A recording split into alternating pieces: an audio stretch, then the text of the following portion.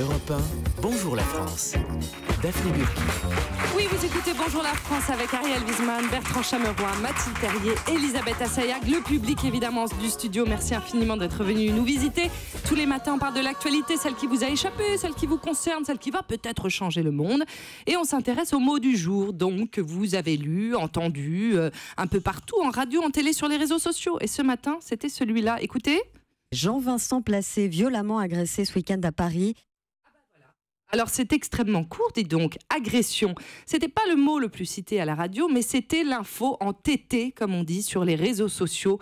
Après NKM, qui a été agressé sur un marché, le verdict d'ailleurs sera rendu demain, ou le responsable PS Boris Faure, qui a été frappé à la tête par un député La République En Marche qui vient de démissionner, c'est l'ancien secrétaire d'État Jean-Vincent Placé qui a été agressé hier, Ariel. Agression donc, oui, vous avez raison, prononcée une fois dans les journaux contre des milliers de fois sur les réseaux sociaux. Époque de décalage où tout le monde est connecté, mais chacun dans son coin. Jean-Vincent Placé, agressé, oui. Le Placé du vivre ensemble, Placé bousculé, la cible favorite des loleurs, livré cette fois aux crapules. 3 cogneurs voleurs de portables, carte bleue et montre. Placé dents cassées, Placé déplacé, mais ça lui a fait déclarer « J'aime beaucoup la politique, mais cette agression me fait réfléchir à arrêter ». C'est ce qu'il a déclaré à l'AFP, ce qui prouve que ses fonctions d'élu ont quand même aggravé son infortune, qu'on le veuille ou non. Je rappelle, dans la même ligne politique, celle du dialogue viril, l'inculpation de Majid El Guerrab, député En Marche de la 9e circonscription, des Français de l'étranger, accusé d'avoir infligé à son pas copain du tout, PS, Boris Faure, assez de coups de casque pour entraîner un grave traumatisme crânien. Honnêtement, j'ai eu des différends avec ces personnes, vous savez, que l'on appelle racailles, et qui se sont nettement mieux terminés que ça. Clausewitz, qui est à la philosophie de la guerre qu'Enrico Macias est au Chaabi judéo-andalou, disait « La guerre est la continuation de la politique par d'autres moyens ». Je vous file cette citation de niveau 300 000 € à qui veut gagner des millions.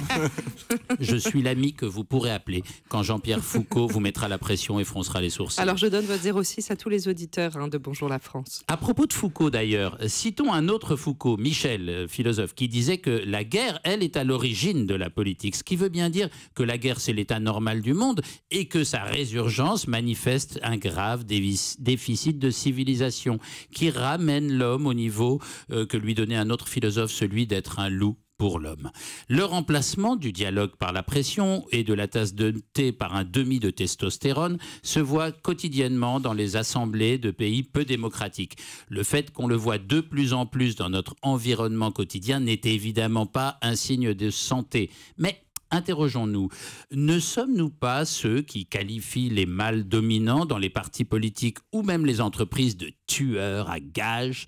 Ne nous réjouissons-nous pas d'abjectes joutes télévisuelles qui nous arrachent des « Oh, qu'est-ce qu'il lui a mis ?» Ne nous glissons-nous pas dans des fils Facebook ou Twitter pour dire à ceux qui ne sont pas de notre avis qu'ils méritent des baffes? Et ne rajoutons-nous pas tous les jours le lol à l'injure et l'injure au lol? La communication universelle, apogée de la civilisation, couvre mal le grognement des barbares. Et quand j'y pense, c'est à moi que j'ai envie de foutre des baffes. Merci beaucoup Ariel, le mot du jour. Europe 1.